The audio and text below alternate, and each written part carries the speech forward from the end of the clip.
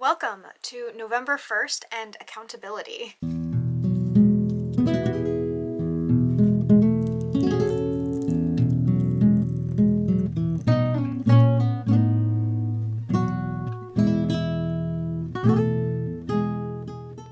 If you're new here, my name is Jade. I'm the debut author of the cozy political fantasy, The Solstice Court, and I am here tonight to work on the sequel. I'd also love to know, if you're a tea drinker, if you take cream in your tea, because I'm definitely one of those people, and I've gotten in a couple of debates, mostly because I live in Japan and they drink a lot of green tea, which arguably doesn't go as well, but definitely a cream in my tea drinker. So I'd like to know if you are.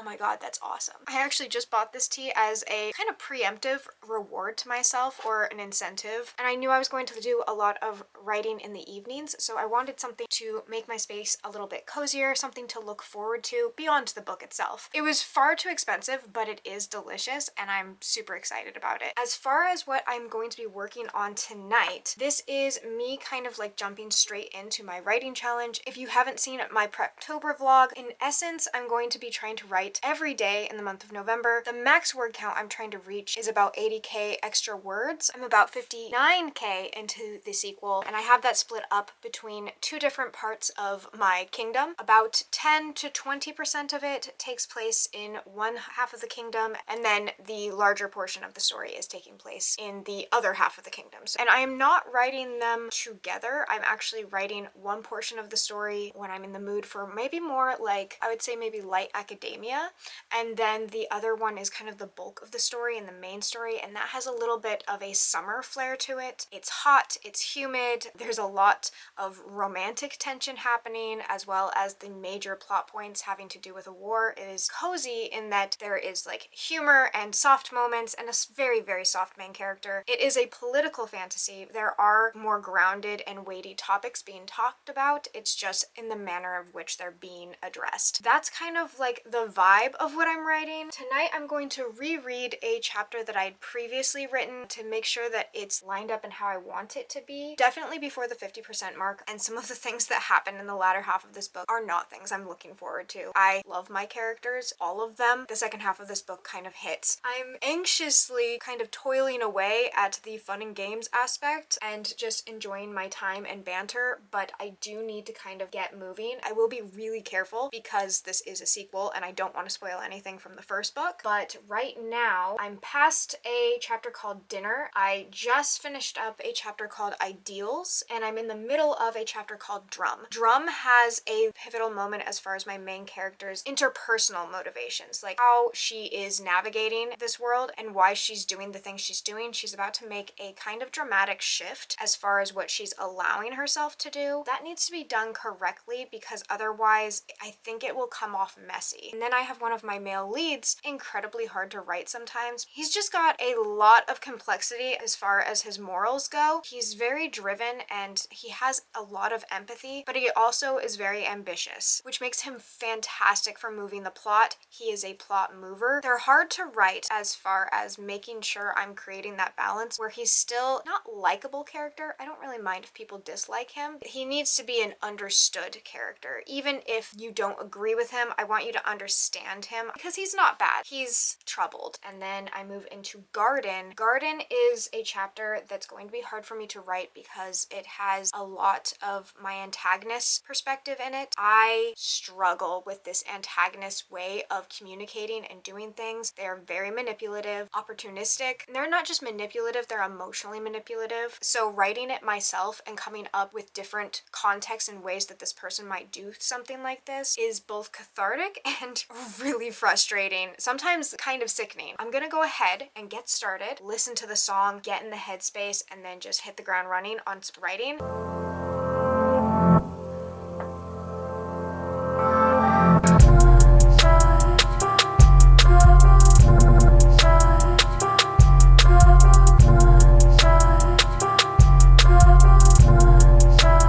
I just want to say I have tingles reading through this version of this chapter, Ideals. It turned out exactly how I wanted to, like with the punch of the end of the chapter. There's a certain character who seems to be a fan favorite, so I feel like readers will also really enjoy this chapter, but there's a character I just love so deeply, and he hits every time exactly how he's meant to hit. I can count on this guy to have my one-liners, to have my back, to make sure that like the chapter or the moment or the reader's thoughts gets on the page. Like, he is the audience as well as just a really fun narrative. I don't write from his perspective often. That's because I don't need to. I know what he's going to say in the moment, and I feel like there's also a reader expectation of how he's going to stand up for common sense. And just going into the next chapter of Drum, very excited, and I have a song that I'm going to turn on and just kind of listen to and kind of like soft write the next moment in my head so that I can get this scene exactly how I got this last scene, because this is how I did it last time, and obviously it worked because I'm enjoying myself, and that is half the battle, let me tell you.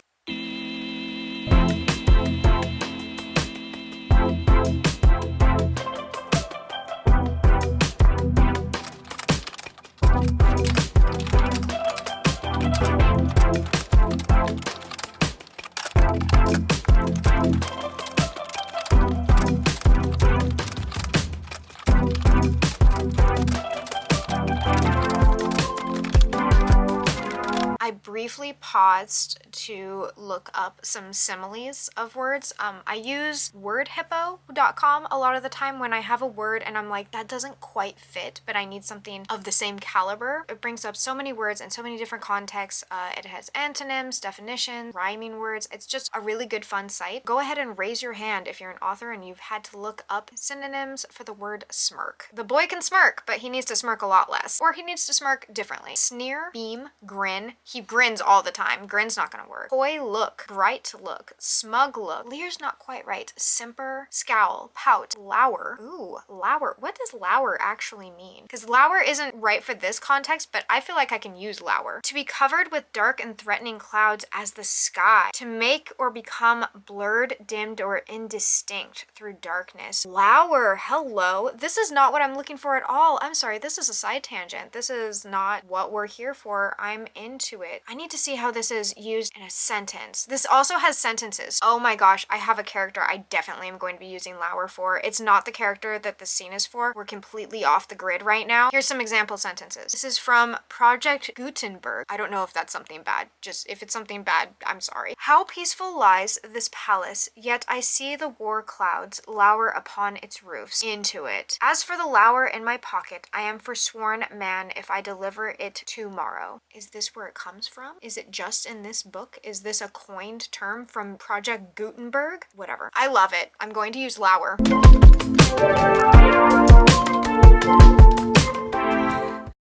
Shut up. This guy needs to shut up. Writing is going really well. I have, oh my gosh, wait. What did I start with? I'm so bad at this. I literally have to look back at this footage. No way. Okay. It's been hours, by the way. You are seeing a very short amount of this footage. I've been writing and then being like, oh yeah, how much time has passed? I should update the vlog. I don't think that this vlog is going to be very long, but it's gonna be successful.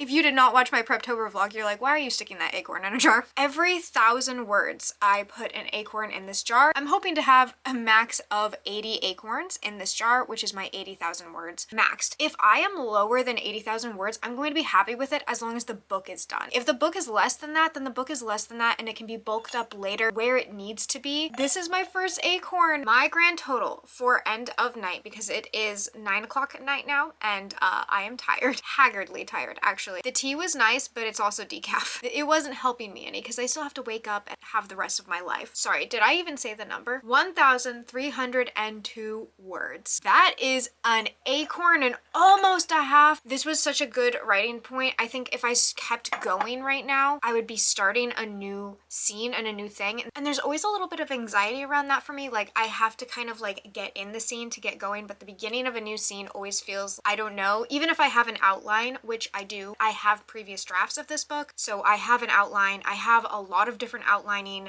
material. When a new scene is starting, it all feels like almost too new, feels separate from what I've just done, and I feel like I have to kind of get myself into gears. I like ending on the scene I ended on. I don't know if it's going to be the end of the chapter yet, though. I'm trying to keep my chapters a little bit more cinched together. I felt like I had a really fun way of titling my chapters in my first book, because my first book does have chapter titles. This book will have chapter titles as well, but I kind of have to get a feel for the chapter first before I officially name them. I don't know, Drum might stay. There's a little thread there where I could maybe make Drum stay, but I don't know. For now, I can't decide if this chapter is done yet. I just know that the scene has ended, and I just know if I started a whole new one, I wouldn't be able to stop. This did not feel incredibly rough. This felt like I knew exactly where I was going. I knew what my characters wanted to do. There was a lot of action. It's just getting a feel for the scene and then adding in dialogue that really matters. Right now, the dialogue matters, but it's not as quippy quite yet. The essence of what they're going to say, and then I really think about how each character would actually say that after the fact. I've gotten actually lots of compliments on my characters' dialogue, and that they sound natural and they sound like themselves, and that my characters feel real. Thank you if you have ever said that to me. I really appreciate it. I can't tell you how like gooey my insides become. Part of the way I do that is I get the story down and then I see what they would say about it. If it seems like what they're saying doesn't click with the scene, I don't change what they would say. I change the scene. I see how they would interact in a different setting, in a different lighting, from a different character's perspective, if really I just need to have more insight on that. But I really do listen to my characters. I really just focus on knowing them and knowing what they need, and then trying to make sure that they don't get that for the tension of it all. Right now, the dialogue isn't quippy, but that's okay. And I will say, my one character that I was talking about before, my good boy, his lines usually stay about the same the entire way through. Kezra's lines, that's my main character's, her lines change all the time. I have to be in a really good and kind of snarky mood to write. It really depends. The moment I feel like I'm in a mood, I have to get to my computer and quick, because I have to take that and use that time. I can't write. It does not just come to me, and I just had scene. I feel really good about it. Is like mentioning characters a spoiler? I have to cut one of the things I just said, because I don't think I can mention character names, because if you haven't read my first book, you don't know if people live or die, and there are some characters who they didn't make it to book 2. I have to really be careful about that, because I just want to talk to everyone about these characters. But go ahead and go read the book, and then you can message me and we'll chat, we'll talk. I'm very excited about it. But yeah, I have to cut apart. Oh, writing a sequel is a little harder. People know who these characters are, because people are reading my book, which is so fun and so cool, but also kind of a mind trip. I can't just chatterbox about my characters willy-nilly anymore. There's some stakes to this, which as a cozy fantasy author, I don't really like high stakes, but as a political fantasy author, I think I appreciate them. I have an acorn. I've finished my tea. Feel like I got a lot done. Thank you for sticking around. If you watched this video, I plan on doing a couple more of these little snapshot videos of me just writing and kind of talking about where I'm at. I have some other vlogs planned that are a little bit more grand, going to cafes to write, doing a 24-hour writing vlog and things like that, but it really felt nice to just sit down, write, and then tell you all that I was writing. It felt like truly why I did this in the first place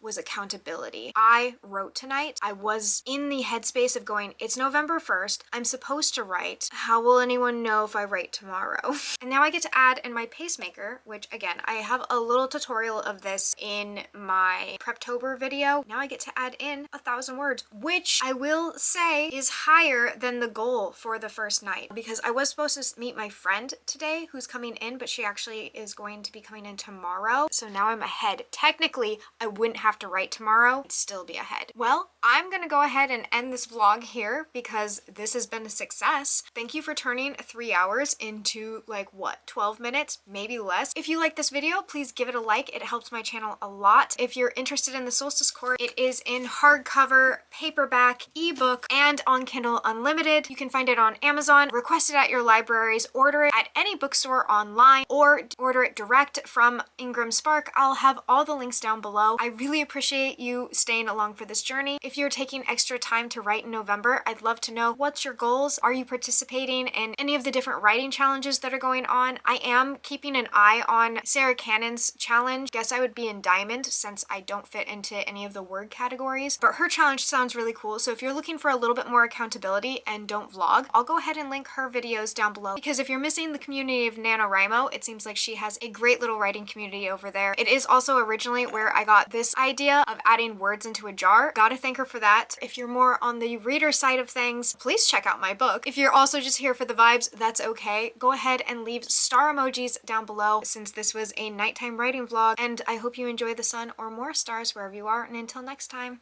bye!